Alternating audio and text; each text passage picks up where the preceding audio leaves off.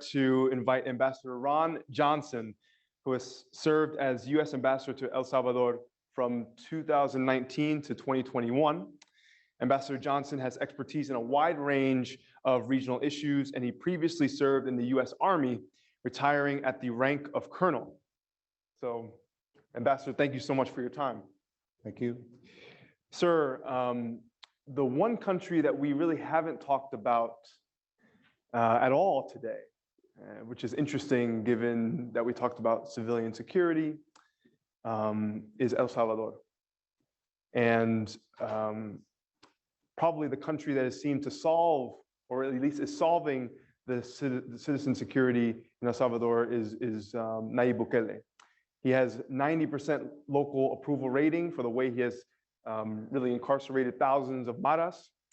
But of course, there are very real concerns about human rights abuses, innocents being incarcerated. You know President Bukele very well. Who is the real Nayib Bukele? You know, is he a savior? Is he a strong man? Is he both, or somewhere in between? Bueno, primero quiero decir un poquito en español, porque todo el mundo quiere decir si puedo hablar español sin mi acento de sur. So I can speak a little Spanish without my southern accent, but not English. I can't do it in English. So interesting to me that your first question would be about Nayib Bukele. Amazing as it may seem, I get that a lot. So first, a disclaimer. I don't work for the government. Nothing I say is speaking for any government or private organization. This is all my opinion, but it's my opinion based on 20 years of service in the United States military and special forces, followed by over 20 years working for the Central Intelligence Agency, followed by topping that off as our senior diplomat in the Republic of El Salvador. So I have an opinion, and I'm happy to share it with you. First of all, I will tell you that President Bukele and I are friends. That doesn't mean we agree on everything. I mean, I've been married to the same woman for 44 years, and I love her dearly, but we don't always agree on everything. Sometimes she's wrong, and she has to be convinced. So what it did mean for me with President Bukele, we began building our relationship, working on things that were mutually beneficial to both countries. And we agreed to be honest with each other and to tell each other the facts about what was going on and what certain decisions, what sort of consequence might result in those decisions. That's the way we built our relationship. And I think it turned into a very powerful relationship that did help both countries. President Bukele, very intelligent young man. I think if you look at his intentions in El Salvador, I think they're good. I mean, you think about it. He's got a 3-year-old daughter, just announced he has a new baby on the way, and he's got a large family that calls El Salvador home. I think he wants to see El Salvador become more secure and a more prosperous place where Salvadorans can live and make a good future for themselves. There's a lot of challenges with that. And you mentioned civilian security and gangs. When I was in El Salvador, we estimated 70,000 gang members in El Salvador. That's in a population of less than 7 million. That's a lot of gang members. So he has recently declared a national emergency, and he has arrested a large number of gang members, I think somewhere around 60,000 people. So when you toss a net that large and you arrest that many people, I'm willing to say, and I think he would be willing to say too, that some of them probably don't belong there. And the court system is trying to work through that as fast as they can. But again, we have the tendency to look at a lot of things through US lens and US eyes. And you look in our own country, I mean, we just had a very publicized murder trial that took 3 years to come to trial. So I think they're trying to work through everything they can as fast as they can. But yes, there are probably some innocent people that are in prison today in El Salvador. And I think everyone there would agree on that, especially President Bukele. Now, as a result of this, though, what we've seen, I've talked to Salvadorans that say for the first time ever, they feel safe in leaving their house and walking around. They can go to the grocery store. They can go down to the corner market or to the park. They haven't been able to do that in the past. Some people say never in their lifetime have they felt secure in their own neighborhood. Now they do. Now there are problems, and the problem is you've achieved this incredible rate of security. How do you maintain it? And I believe to maintain it, we have to look at what has caused so many people to join these gangs. And in a lot of cases, it's the fact that young people, because the gangs predominantly recruit young people, it's because young people can't find a job. They can't find anything that they can do that might give them a better life and a future in their own country. These gangs also force some people to become members. They threaten their family members with rape, with murder. And then once they have you, they take your humanity from you. Courtesy, kindness, generosity, all of that is replaced with violence, with control, with power. It's even there in their mottos. You look at the motto of MS-13, kill, rape, control. And Barrio 18, the second largest gang in El Salvador, which says you enter the gang with a bullet. People are becoming calloused towards the kind of violence that they commit. And we saw, when I was in El Salvador, we saw a lot of these violent murders and violent crimes were videotaped because they wanted to be a little bit more outrageous than what people had previously seen in order to build a higher status for themselves in these gangs. So big problem. I couldn't tell you how pleased I am that El Salvador's had the success they've had. I mean, you look at in the year 2015, not that long ago, El Salvador was the murder capital of the world. They had a murder rate then of something like 105 per 100,000 in their population. Now it's 1.7 per 100,000 in their population, incredible reduction. In fact, it's the safest country in those terms than any nation in the Western Hemisphere. And that includes Canada and the United States. Ours is about 7 or 7.8, according to CDC. So it's really safe. But the challenge is, how do we keep it safe? And how do we build on the success that we've had? And how do we ensure that any innocent people that were arrested in this are released and released as soon as possible? And another thing I want to say about human rights, and I spoke with President Bukele about this recently. Actually, if you look at the death rate, the mortality rate among the prison population in El Salvador, it's no greater than it is among the general population in El Salvador.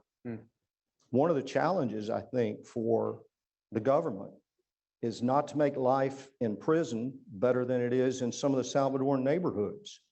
And sometimes it is. I mean, if you're in prison, you have 24/7 security. You have 3 meals a day. You have access to medical care when you need it. So I'm not saying prison is good, but I'm saying there was a time, there was a time in El Salvador and a time in a lot of Latin America where prison was good. I've seen it. I've been in prisons, and it was talked about earlier today when it was somewhat of a festive atmosphere and where people had access to their cell phones, they had access to money, they had access to the other gender if they desired that. It was a very festive party atmosphere.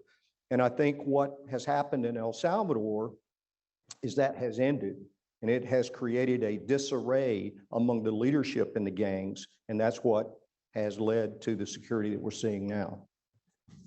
No, absolutely. And I think it was Pierina who had mentioned in an earlier panel how, there's 160 million young people throughout Latin America and the Caribbean, ages 15 to 29, right? And, yes. And if they don't have opportunities like jobs or dreams that they can realize, then the other option is to join gangs, and we have that generation loss. But I want to push you a little bit more, sir, because there are reports that, for example, Bukele made a tregua with some of the Maras in order to sort of stop some of the violence, or how about the effort to change the constitution so that he can run for another term? You know, at what cost is El Salvador, paying in order to have this decrease in violence? And how can the U.S. help to ensure that El Salvador, remains democratic and doesn't go into an authoritarian way? Yeah, very interesting question, and all concerns that we all have. But I know in some recent discussions that I had with people in Washington, D.C., we talked about a second term for President Bukele. And I said, I think we're focused on the wrong things. If he runs for a second term in a free and fair election, and the people of El Salvador select him for a second term, then isn't that what we do here? And isn't that what happens in about 95% of the democratic countries around the world? So I don't think we should focus on whether or not he can run. I think international efforts should focus on whether or not it's a free and fair election. And I think it will be. It's really interesting to me also to look at how fast we were able to push a relationship with a president who has publicly on numerous occasions said the United States is, by common sense, my number one most important ally and friend, and I want to continue to keep it that way. I think his only concern with the United States has been, I want you to respect the sovereignty of my country.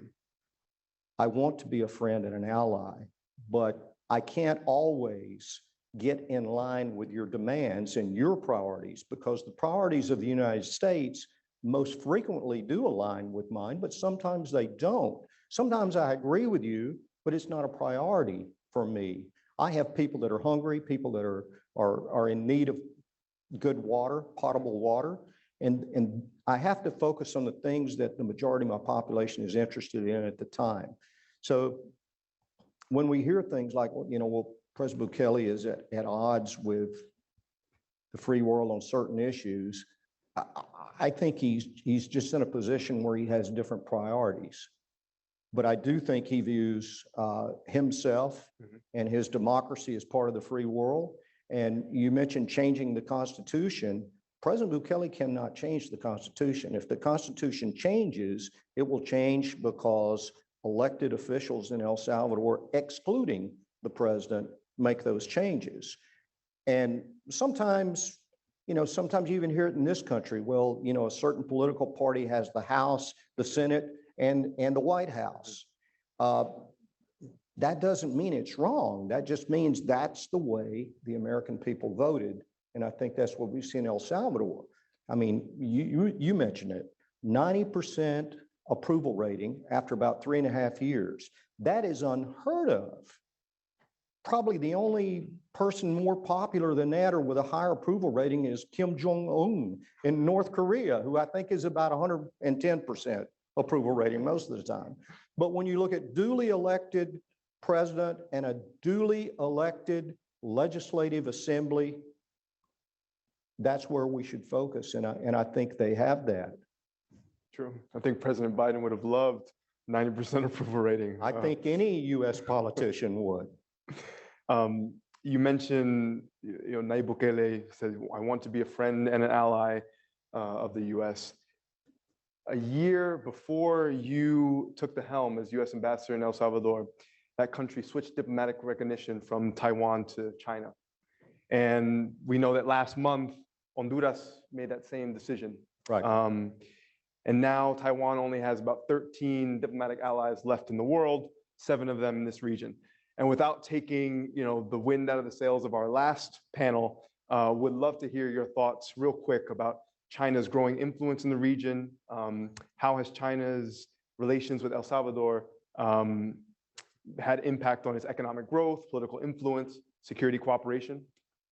I definitely don't want to take the wind out of anyone's sails. And I'm sitting here looking at my friend, Dr. Ellis, and thinking this next panel is going to be really interesting. But I will make some comments from a geopolitical perspective and a diplomatic perspective on China. And I'm glad you pointed out it was about a year before I got to El Salvador when that decision was made. It was about 6 months before Nayib Bukele took office that decision was made. So it was made by his predecessor on his way out the door. And his predecessor, actually his previous 4 predecessors, have all been brought up on charges of corruption since they left office. So, you know, was there money involved in helping influence that decision? I don't know, but it was interesting to me that it was made as that administration went out the door. So China, again, from geopolitical perspective, China is becoming one of the most dominant forces in the world. They produce more ships, more steel than any other nation in the world. They're number 1. And when you look at heavy industrial equipment, all metals, and electronic equipment, China is in the top of the world's producers. So they're out there. We talk about things like we talk about, well, how do we compete with China? Well, I'll give it to you hard and straight. We can't. Can't compete with China because you can't compete with slave labor. You can't compete with child labor. It's free. And you can't compete with a country that operates off where the business and the government are entwined and where bribes are accepted part of business. We don't operate that way. So how do we address the issue? We address the issue based on morality. And the other thing that I used to hear a lot, but I haven't heard recently, and I think we need to talk about it again, is how do we nearshore businesses that are in Asia or in China and bring them back? We can't bring them all back to the US, and labor here is pretty expensive too.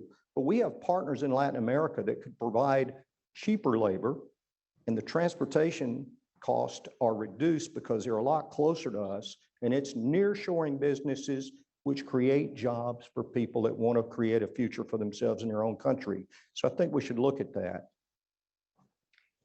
We just finished our climate panel, and of course, El Salvador and a lot of Central American countries sit on the dry corridor, which suffers persistent droughts. How is climate change fueling irregular migration and national security threats in Central America? Did you experience any of that? Actually, I know that you were ambassador when hurricanes Eta and Iota hit El Salvador and other Central American countries. Can you talk to us a little bit about that? You get the short answer on this. El Salvador was on the Pacific coast, and they weren't impacted as much by those hurricanes as the other coast was, but they were impacted. We had floods, and we had some fatalities, some homes washed away, and the U.S. reacted quickly, thanks to USAID and thanks to some personal private donations that were made, and to a flight by the U.S. Air Force. We were able to react quickly to basic human needs and help El Salvador out. And I know we provided a lot of help to Honduras and Nicaragua and Guatemala as well. Does climate change fuel irregular migration? Simple answer is yeah. We've always had people, since humans have existed, that fled catastrophes, mankind or natural, and I think they still do. But I would say I don't think climate change has as much of an impact as not being able to get a job, as not feeling unsafe when you leave your house out in your community. I think those things have a larger impact. Now, on the environment, I want to say a couple of things about the environment. I think we all as humans bear a shared responsibility to clean up our environment. I think we need to do what we can to reduce the negative impact of the human race. We need to reverse it. We need to stop it. It needs to be reduced. And I think the second responsibility we have is we need to look for a way for humanity to survive in the event of a catastrophic problem, like a meteor strike. a super volcano, another pandemic that's worse than the last one, or even a thermonuclear war. We need science and innovation to help us come up with a way to survive those kinds of things, because some of them are unavoidable and they would be a surprise. It already happened twice. Almost every religion in the world agrees that we had a great flood that wiped out most of civilization. And we're all familiar with the Ice Age. So we know what happens. I don't know that we have a way to prevent it from happening again, though. So that's where I would focus. If we really want to make a difference in these Latin American, Caribbean countries, and in some cases, South American countries, we need to help them create jobs and opportunities for people at home. And we can do that by helping convince industry that they need to move there, and helping the local population and the local governments train their people to do the jobs that are needed. And I think El Salvador is another example. We haven't talked about it, but they do an outstanding job of that. They've been trying, for example, to build their tourism industry. And I went to schools when I was there that all focused on things that involve tourism, how to run a restaurant, how to run a business, how to run a hotel, hospitality, tour organizations. And they were teaching people that in schools. So I think that that is a model that could also be useful around Latin America as a whole. Now, of course, the theme for today and tomorrow is partnerships in the decisive decade, right? And so, given your extensive experience over the next 10 years, what are some of the innovations that you're seeing now in terms of security cooperation that we've done with our Latin American and Caribbean partners that can be scaled up? What do you think are some priorities that we should really be focusing on over the next decade and beyond?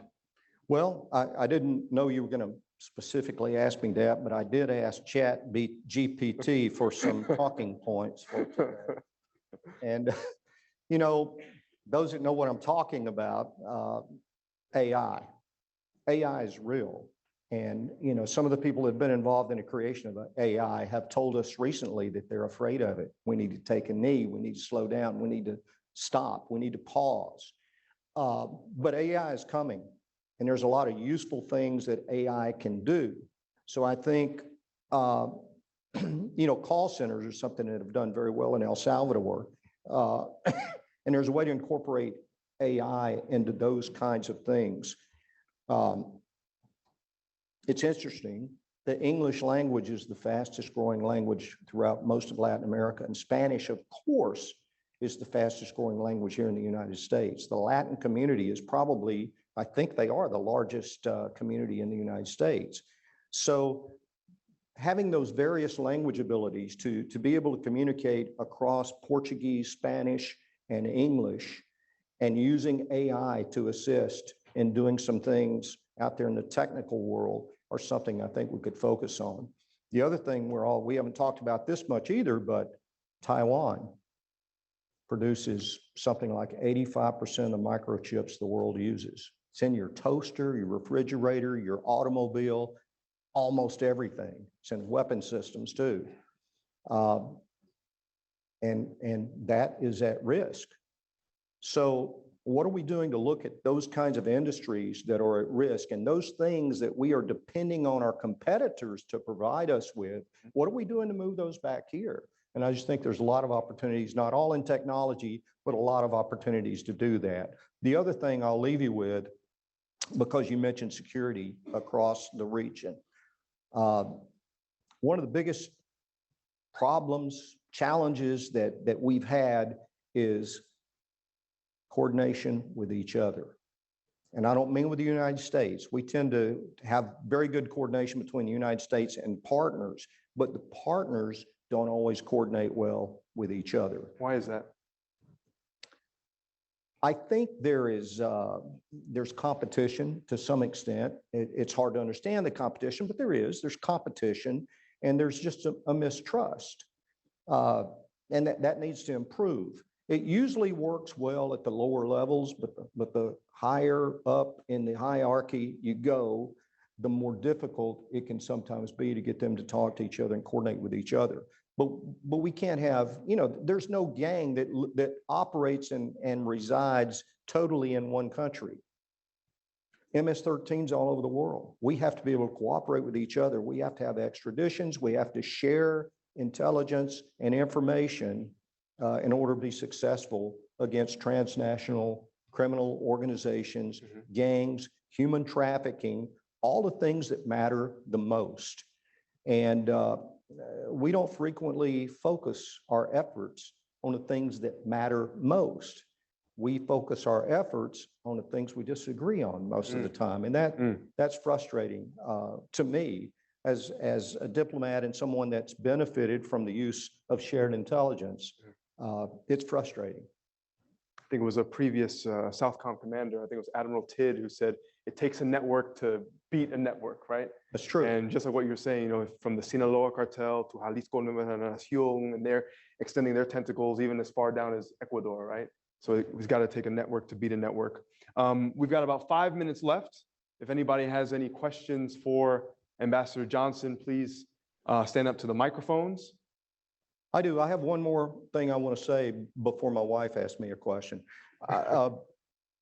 One of the challenges that we had in El Salvador too, and I saw it before I got there and even after I was there to some extent, and that's there seems to be this problem. We seem to have an issue with the military getting involved in internal policing of a country. And El Salvador has done that to some extent. They've done it very well.